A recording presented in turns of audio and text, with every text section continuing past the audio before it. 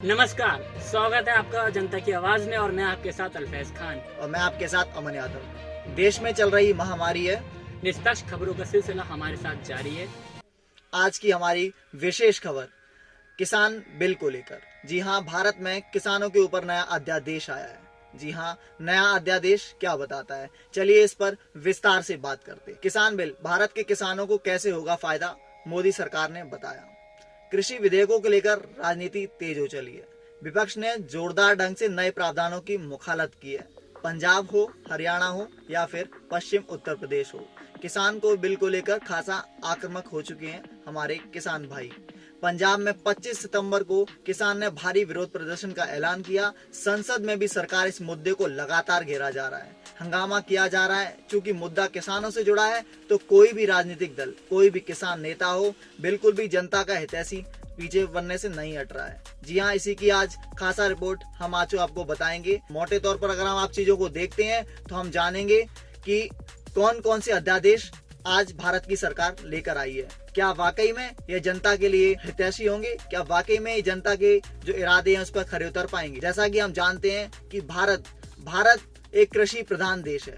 जी हाँ, भारत की जीडीपी में किसानों द्वारा दिया गया एक बहुत बड़ा हिस्सा होता है, एक बड़ा योगदान होता है। सबसे पहले हम बात करेंगे आज the farmer produce trade and commerce promotion and facilitation ordinance 2020।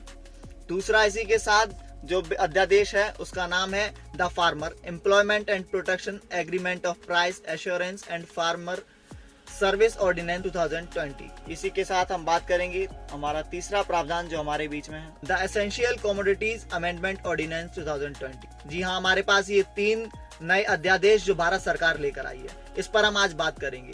सबसे पहले आज हम आपको बता दें कि मोटे तौर पर यदि आप समझे तो आपको पता चलेगा कि जो किसानों के बारे में, जी हाँ, आज जो किसानों के लिए हम लोग काम कर रहे हैं, क्या यही सारी चीज असल इसमें क्या है? क्या इसमें किसी प्रकार की सच्चाई है? यदि हाँ, तो फिर सरकार इसे चोर दरबारी से लेकर क्यों आई है? सरकार इसे उस दौरान क्यों लेकर आई है जब सरकार की हालत खस्ता है? जी हाँ, आज हम बात करेंगे इसको लेकर कि सबसे पहले मोटे तौर पर यदि हम अपनी जनता को समझाएं, यदि हम अपने दर्शकों को समझाएं, तो हम बताना चाहेंगे कि यह जो सरकार अध्यादेश लेकर आई है इसमें सच्चाई कहां तक है। हमारे सहयोगी अल्फैज खान हमें बताएंगे इसके बारे में कि क्या इसमें सच्चाई है, क्या प्रश्न उठते हैं। चलिए इनसे बात करते हैं। अल्फैज, आज हमें बताएं कि क्या कुछ प्रश्न ऐसे उठते हैं जनता के हित के लिए, जनता के काम के लिए, कि क्या जनता को वास्तविक इस अध्यादेश में कितनी सच्चाई है और सरकार इसको जनता के लिए लेकर आई है, क्या कुछ मुद्दे हैं? जी हाँ, सबसे पहले आपकी प्रतिक्रिया जानेंगे। जी, हम बात करते हैं इस प्रावधान पर। सबसे पहले, क्या किसानों को इससे कुछ नुकसान है? नंबर 2, क्या छिन जाएगी किसानों की जमीन?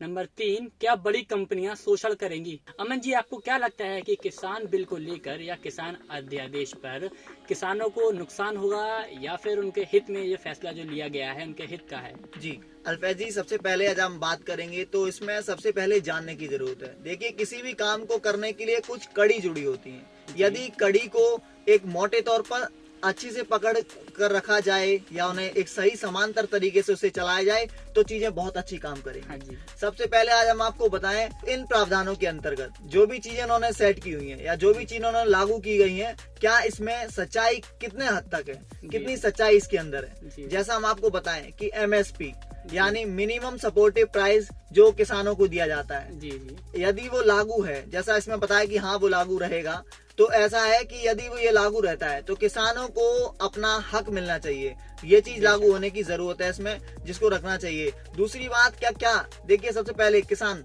हमारे किसान भाई पंजाब से भी आते हैं, हमारे किसान भाई बिहार के भी हैं, हमारे किसान भाई आपके बंगाल के भी हैं और तमाम और राज्यों के हैं। लेकिन आप देखें, यदि औसतन आय की हम बात करते हैं, जो हमारे किसान भाई जो पंजाब के हैं उनकी आय को यदि हम जोड़ते हैं बिहार के जो हमारे किसान भाई हैं उन लोगों से, तो हमें बहुत बड़ा अंतर मालूम पड़ेगा।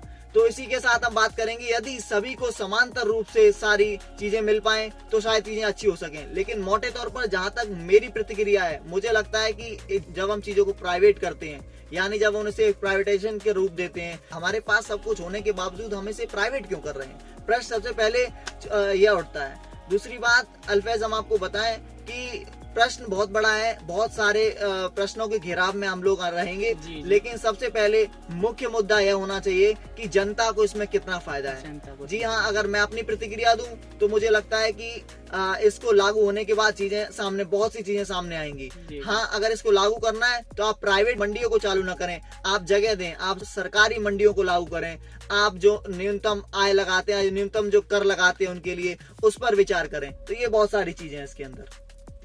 तो आइए जानते हैं जनता से कि जनता की इस पर क्या राय है। क्या इस अध्यादेश से वाकई किसानों को भारी नुकसान का सामना करना पड़ सकता है या फिर ये अध्यादेश किसानों के हित में है?